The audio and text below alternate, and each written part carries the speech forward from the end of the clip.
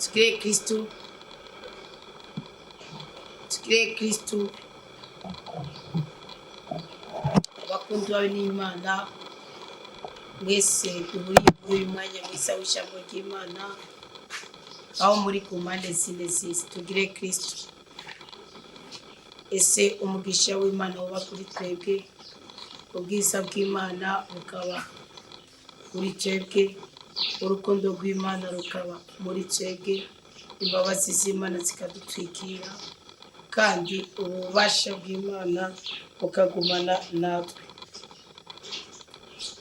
Turi mu izamu rya saa 12, ni igicaniro cy'ubutabazi bw'Imana ku buzima bwacu cya saa 12, ariko izamu riri hagati ya saa 12 na saa 3. Kandi abizi ko mwari muri kumbuye, kuko twaherukira ku buhanuzi bwa Yonasi.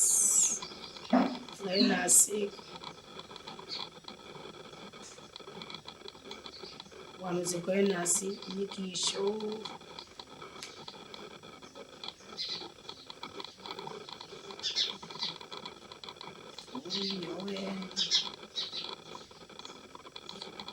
Yonasi inyigisho y'amajana 293 niyo twaheruka. Bisigura ko uno munsi tubwira tuganire ku nyigisho y'amajana 294. Ejo ku munsi wa mbere yabaye Pentekote, twaganiriye ku ijambo Petero yavuze. Twagejeje ku murongo wa 21. Twarabonye ingene Petero yashingiye intahe ku buhanuzi bwari bwarabaye kera, kwari bwo bugarutse, kwari bwo bwuzuye, kwari bwo bushitse kubera umuzo wa mutima umweranda. Yarabandanije arababwira ngo mwe banyisirayeli nimwumva aya majambo. Kubera iki tubandanije n'igitabo cy'ibikorwa by'abatumwa inyuma yo kuzuba mutima w'Imana? Mwibuke ko twari tugeze mu nyigisho y'amajana 290, mugabo kubera igihe cyo kwitegura umutima mweranda tuja muri Yoweli, turamara ubuhanuzi bwa Yoweli, dusubira muri Yonasi, turamara ubuhanuzi bwa Yonasi, tucatura n'imisi ya nyuma yo kwitegura yo kuganira ku ngabirano za mutima mweranda. Kuvuga iri zamu ryo guhindurirwa izina bishingiye ku gusoma ijambo ry'Imana, turigarutse ko uyu munsi, kandi ipfuza ko duhera muri iki gitabo cy'ibikorwa by'abatumwa kugira ngo mwumve ingene zangabirano mwatora zigiye gukora. Ko mvuze ngo mbiganire mu yundi mwanya, usanga wa mwanya wo kubarotora indoto n'ubwira iki ubuzo. Reka musome iki gitabo cy'ibikorwa by'abatumwa, mwumva akamaro ko kuzura umutima mweranda, mwumva ingene zangabirano mwatora zigiye gukora. Mwumva ingene zangabirano mwatora zigiye gukora. Mwumva ingene zangabirano mwatora zigiye gukora.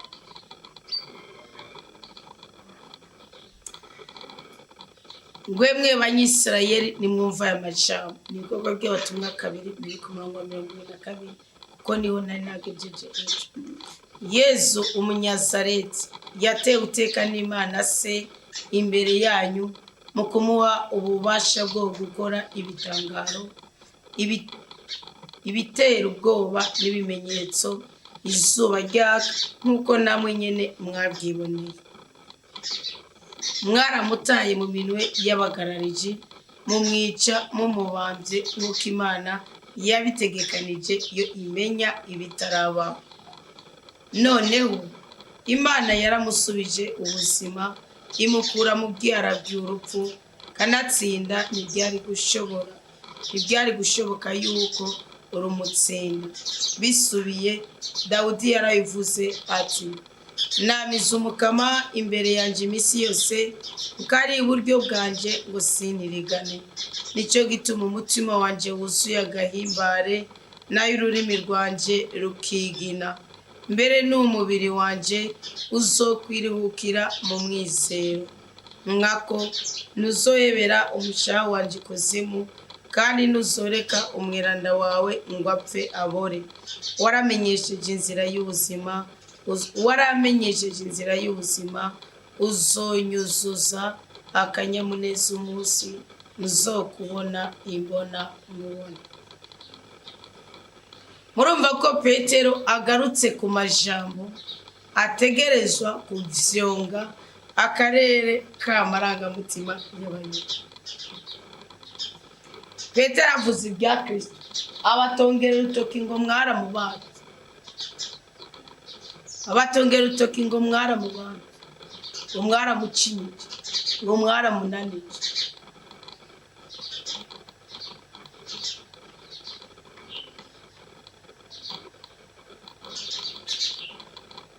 Petero arabatongera urutoki ngo mwaramubanze, mwaramucinyije, kandi ntabwo bafise. Ubundi bari kumwiyama muga ntabwo bafise. Avuga ati kandi Imana niyo yari yarabitegekanije kwazogwa mu minwe y'abakuru. Mugaho ngo Imana niyo yari kumureka ngo apfe urupfu rw'akagiri. Ngo Dawudi nawe yari yarabihanuye. Reka ndababwiza ukuri, ubuzima birashoboka ko buryoha. Mubishatse muze turyoshye ubuzima, biremera. Biremera kandi biremera. Mutigute. Ubu niyo wakiriye ubuhanuzi ukabugira ubuzima bwawe bw'uno munsi. Nuvuga ngo byaraheze, ngo byaravuze ngo ni hari kuri Yesu Kristo ngo niko ukavuga uti ibi byavuzwe cengira mbe byacu umusaruro. Ndababwije ukuri, biremera. Birashoboka, birakunda, kandi sindiko ndabaye. Imana igira neza. Sindiko ndabahenda, Imana irateka. Sindiko ndabahenda, Imana irateka. Sindiko ndabahenda, Imana iratangaje.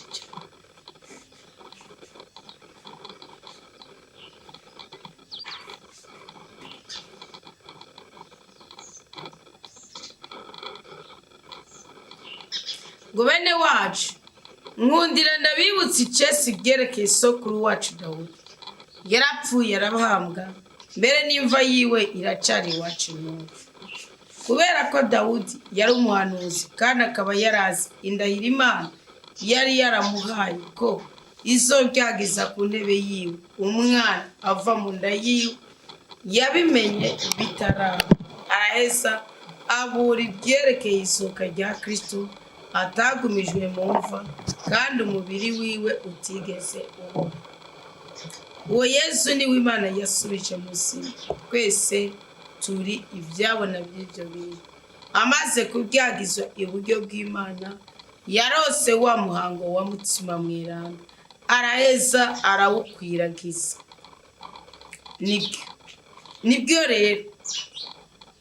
Nibyo rero muriko murabona kandi mwumva. Nanone Dawudi ntiyuriye mu ijuru, yavuze wenyine ubwiwati. Umukama yabwiye umukama wanje ati niwicare iburyo bwanje gushika unzogirira abasi bawe indava y'ibirenge byawe. Ngo umukama yabwiye umukama wanje ati vuga Yesu Kristo yari yarabuwe, Mesiya yari yarabuwe. Abafise amatwi yo kumva bari barumvise. Bene Israeli mwese bimenye kandi sibye imbeshere, umwe Yesu mwabambwe Imana yamugize umukama na Kristo. Abantu baraho bumvise ayo majambo arabashika ku mutima, niko kugira Petero n'abandi batumwa bati twogira ikiga bene wacu. Petero arabishura ati nimwigaye vyongeye umwe wese muri mwebwe abatizwe ku izina rya Yesu Kristo kugira ngo abashe kuronka ikigongo c'ibicumuro byiwe, niho rero muzoronka ingabirano ya mutima mweranda. Birumvikana ko twebwe tuje kuba umuco, twe twari dutoye ingabirano, tuje kuba umuco wa bene wacu, tuje kuba umunyu w'isi, tuje kuryosha ubuzima, kuko barabumvirije gusa atabimenyetso atabitangaza, ari ijambo ryonyene gusubiramo gusa. Birahagije ko mbasomera ijambo ry'Imana mukihana ibyaha byanyu, mukatura ko Yesu Kristo ari umwami mukiza n'umucunguzi, kuko mwarabatijwe nibaza ko atabapagani nganira nawe, sibyo? Kandi cyo dukonta ko sibatisimu yahanaka nibatisimu yabemera Kristo. Nukuvuga rero birahagije ko soma ngo banuzi bwa Isaya, nkavuga iby'Imana yavuze, nkavuga Zaburi ya Dawudi, hanyuma abatura ibyaha byabo bakabyatura, abakizwa bagakizwa, ababohoka bakabohoka, Imana igahezagira ubwoko bwayo. Petero yongera kubabwira n'ayandi majambo menshi abahanura ati, nimwirinde abo bose bavukiye mu kabi bakagakuriramo. Abakiranye igishika ayo majambo barahava rero barabatizwa, kandi uyu munsi abiyongeye ko barashika n'ibihumbi 3. Mukama umpa ijambo ryawe rizima. Amina.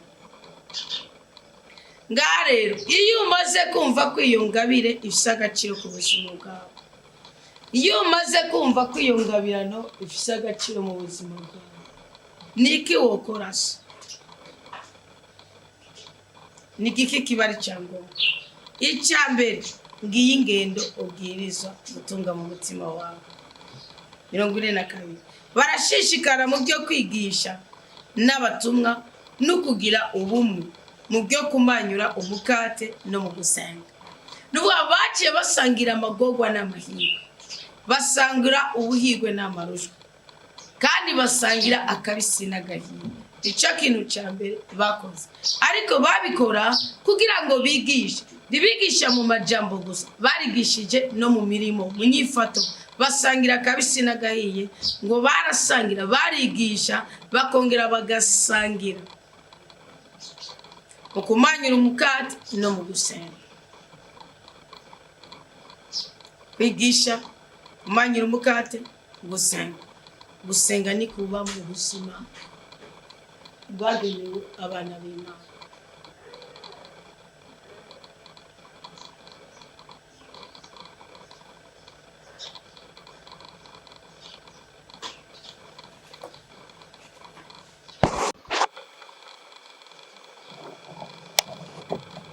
Muve ngo barashishikaye ubwa mbere mu byo kwigisha, ubwa kabiri kugira ubumwe, ubwa gatatu kumanyura umukate. Ari gihe mu bumwe mugira ubumwe, mugasangira iby'amashirahamwe, ariko mudasangiye akabisi n'agahiye. Bobo barasangira urugendo bakigisha bose kumwe bahuje umutima, ariko kandi bagasangira bafise byinshi bagaba badafise cyangwa se bike. Umuntu wese yatega ubwoba n'ibitangaro n'ibimenyetso byinshi byagirwa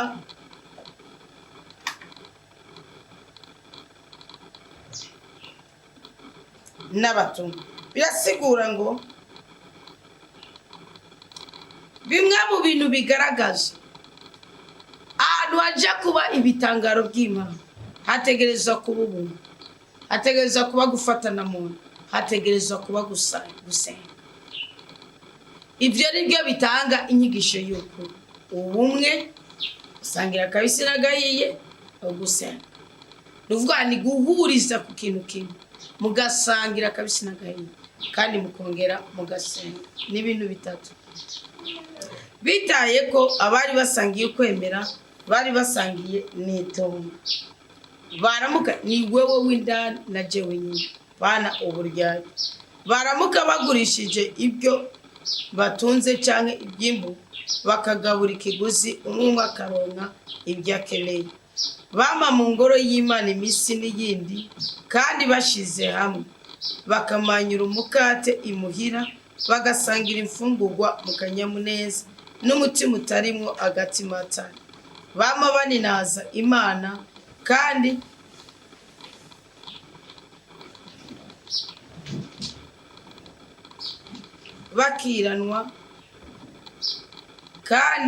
bakiranwa ubuntu n'igihugu cyose.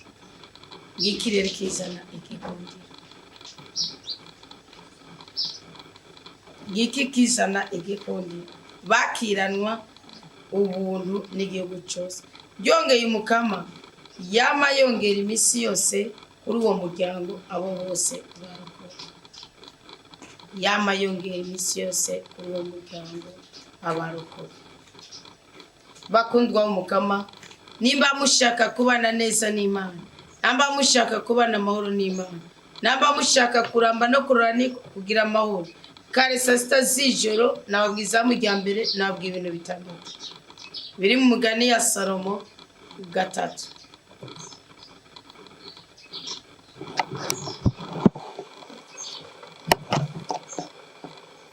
Nababwiye ubuntu n'ukuri ntibikigere bikukuvirira nimba ushaka Imana ikongera imisi yo kuba imyaka yo kubaho kandi ikaguha amahoro ugenda na buri munsi.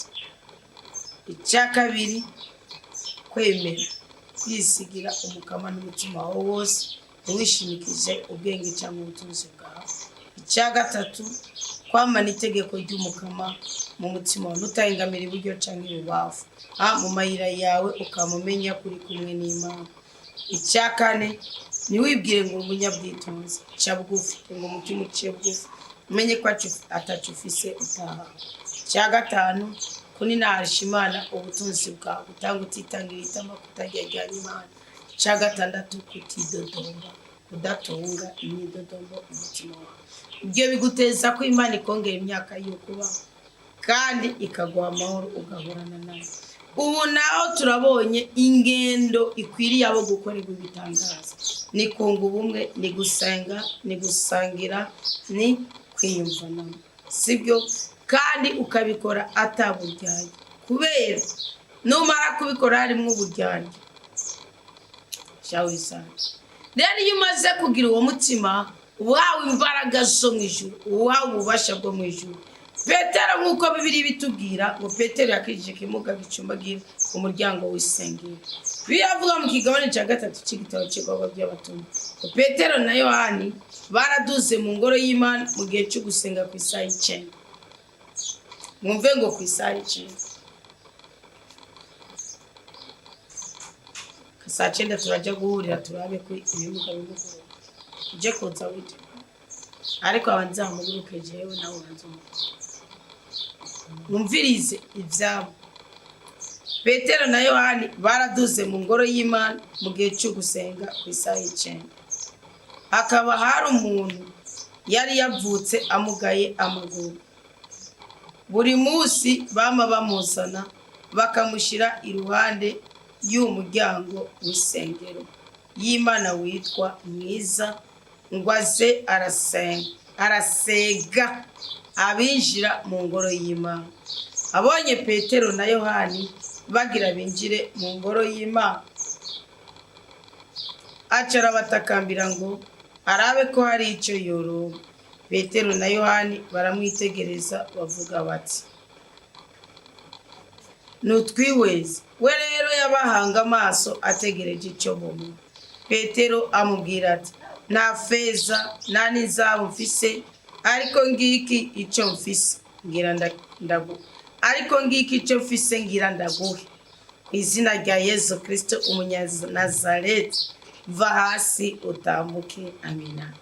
Amufashe ukuboko k'ukuryo aramuhagurutsa. Ubwo nyene imitsi n'ibirenge bya wa muntu bica birakomera, arasimba, arahagarara, atangura no kugenda. Mbere barinjirana mu ngoro y'Imana, agenda aratamba kandi ashimagiza Imana. Ishengero ry'abantu riramubona agenda ashimagiza Imana. Baratangara mu kubona yuko uwari cya kimuga cyahora cicaye imbere y'umuryango w'ingoro y'Imana giseka. Barumigwa cyane, baratangara kubera ibyo yagiriwe. Iki kimuga murumva ko iyo wuzuye umutima mweranda, iyo wahawe ingabire uzikoresheje neza, uhuza amasezerano n'abari barayatakaye, uhuza amasezerano n'abari barazempereye, uhuza amasezerano n'abari barananiwe, uhuza amasezerano n'abari indushyi. Iyo wuzuye umutima mweranda, abana b'Imana batakaje amasezerano bagira koyokwe k'imitima yabo kubera wewe. Bagira akoyokwe k'imitima yabo kubera wewe. Bagira akoyokwe k'imitima yabo kubera wewe. Ubumuga buragenda, ibisuzuguro biragenda, abapagami nibarizera, abatemera baratanga kubera kuzura mutima mweranda kwawe. Petero yuzuye mutima mweranda, wibuke ko Yesu Kristo yavuze ngo muzokora nk'ibyo nakora, ngo ndetse muzokora n'ibisumbirije. Petero yuzuye umutima mweranda yakoze ibitangaza, kuko Kristo uri kuraraba imyaka 3 yagendagenza akora ibitangaza. Icyo kimuga niho cyari kiri, ko biravuga ngo cyari kimaze imyaka 40 cicaye gisenga. Nta handi hantu namwe muzokura umunezero mu buzima usibye kwa Mana mushobora byose, usibye kwa nyene ijuru n'isi, usibye kwa nyene ubutwari, usibye kwa nyene ubushobozi. Kandi mu kudukiza atwuzuza ijambo ry'iwe, akaduha amahoro yiwe, akaduha ububasha bwiwe, akaduha ubudangarwa bwiwe. Mu kudukiza adutera iteka, akadutetura mu makuba atandukanye. Ariko Petero aravuza tusabye ibiciriritse byo mfise birasinze. Nubona umuntu afise ijambo ry'ubutabazi bw'Imana ku buzima bwawe, nubona umuntu afise ijambo ry'uruhoza, ijambo ry'ubwenge, tuzomuvirire. Burya usoba n'umuvirira usoba uhombye icyangombwa cyo gutabara ubuzima bwawe. Yaramwihweje, yamwihweje mu mutima hari ikindi kintu. Niyo mpamvu byasabye ko Petero avuga. Burya hari uburyo bubiri bwo guhagurutsa ikimuga. Hariho uburyo spirituel n'uburyo corporel. Uburyo spirituel ukorana n'amarangamutima yiwe ukamubwira ko, ariko hari abumva bisaba ko n'ubundi wongera ugakora ku mubiri we. Iyi touch, iyi tushe irasigura ikintu gikomeye cyane. Wiga ko wa mugore yaramaze imyaka 14 ava amaraso yakoze kumuzuza Yesu Kristo. Ari imbaraga mu gukora ko. Kandi mwibuke ko muri Mariko 6 Bibiliya iravuga ngo baramupfukamira bakamutakambira ngo yemere bakore ku buyanje bw'impuzu umuzuzi, ngo yemere bamukore ko gusa. Kandi abamukora ko bose bari byizereramo bagaki. Petero nawe yarabonye ko kititeguriye gukira atari byo biri mu mutwe wacu. Aravuga ati nanjye simbugisha, nanjye singusigura. Petero amukora ko maze imitsi biragoroka, araheza ashima Imana. Hari abantu batakaje amashimwe kubera tutaruzura mutima mweranda. Nimwuzure mutima mweranda, abantu bagire amashimwe mu mitima yabo. Hari abantu twugariye iki, twugariye imigisha. Ndababwije kuri bakundwa mu Mukama, ugurura imigisha y'abandi. Ingabirano mwarose zitangure zikore, yangabirano y'ubushishozi, yangabirano y'urukundo, yangabirano y'ubwenge, amusori fisi cyangwa cy'urukundo, ibyishimo n'amahoro, yangabirano y'umutima w'inama nziza, yangabirano y'ubutwari, yangabirano y'ubumenyi, yangabirano yo kubaha Imana, yangabirano yo gutinya Imana. Petero bwa mbere atanguye kuvuga discours, avuga amateka, avuga amasezerano, avuga ibyahishuri. Arasubiriye avuza ubuzima bwa Yesu Kristo. Icya gatatu arasubiriye avuga ati nimwihane musenge mu izina rya Yesu Kristo. Icya kane atoye umuti w'ibibazo bigiye mu marangamutima y'abo bana b'Imana. Icya gatanu arakoze iki Petero.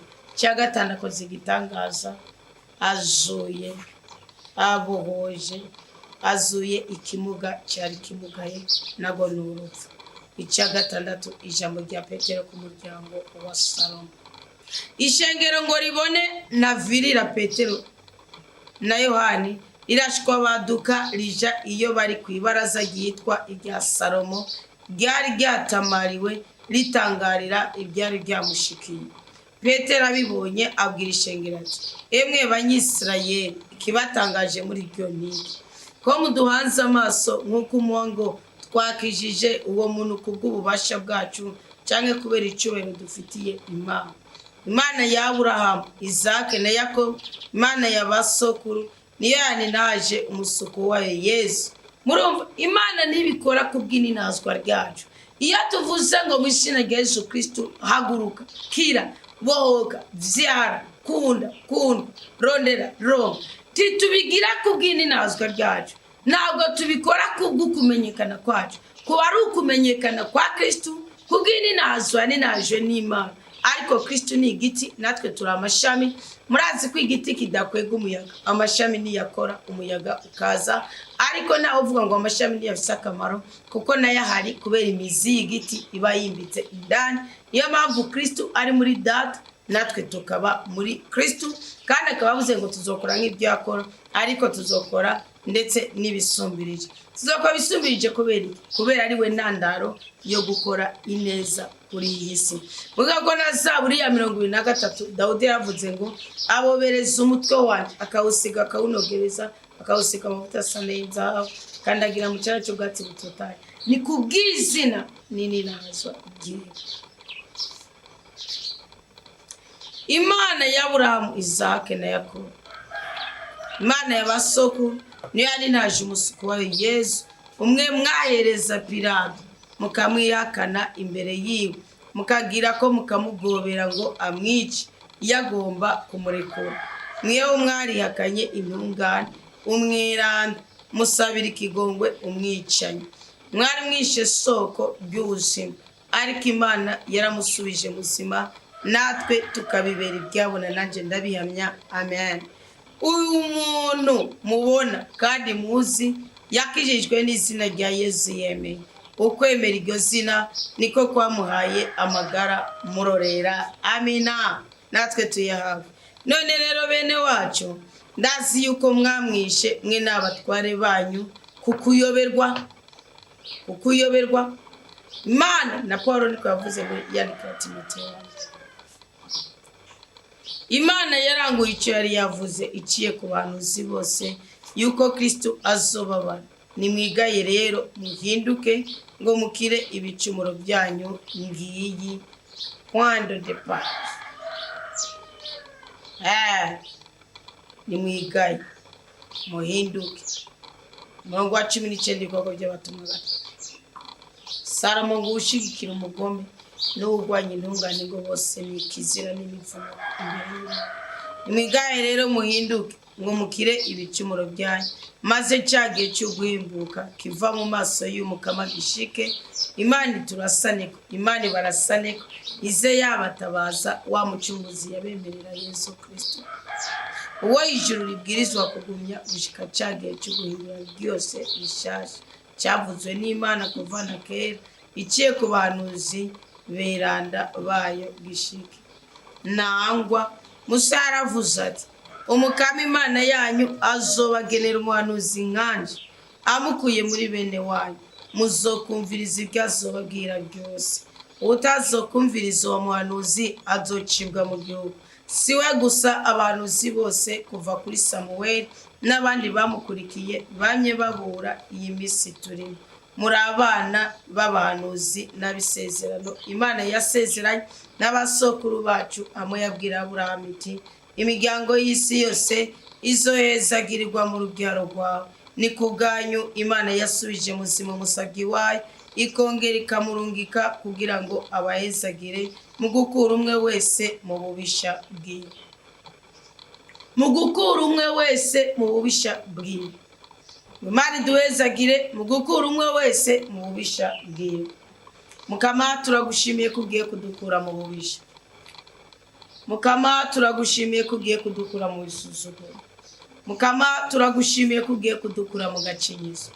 Mukama turagushimiye kugiye kudukura mu bitwonera no mu bitwangiriza. Mukama turagushimiye ko uri Imana mushobora byose, uri Imana umutabazi, uri Imana umurengezi. Waduhaye Kristo Yesu ngo tubohore, waduhaye Kristo Yesu ngo dutabare, waduhaye Kristo Yesu ngo tunezereze.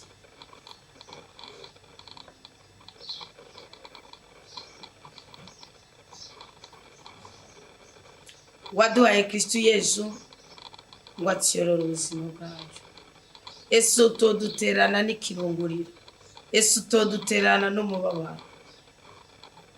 Turemeye kwigaya ngo duhinduke, turemeye kwigaya ngo dukire ibicumu, dushiremo zangabirano zo kubohora ababoshe, utabara abarushe.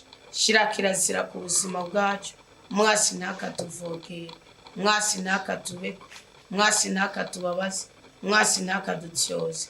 amaraso ya Kristo dutwikire, impuhwe z'Imana zitubeko, urukundo rw'Imana rutubeko, mu izina rya Yesu Kristo duhabwe ibyiza, duhabwe ibyishimo kandi turindwe kubabara, maze ubu no mu myaka yose hayagwa amahoro y'Imana n'intsinzi ya rudasumbwa mu buzima bwacu. Amen, amen, haleluya. Imana ibishimire kandi banezereze, mwumve ko tugiye kuba ba Petero bo guhamya ubwiza bw'Imana, kandi uryakirane n'ingabirano warayitoye, ibisigaye utega ico Imana ikora ishingiye ku ijambo ryo yasize muri wewe. Warahezagiwe cyane, gira umugisha, gira umugwiza, gira umunezero, gira aho woba, kandi Imana mushobora byose yikurenganure. Hezagiwe.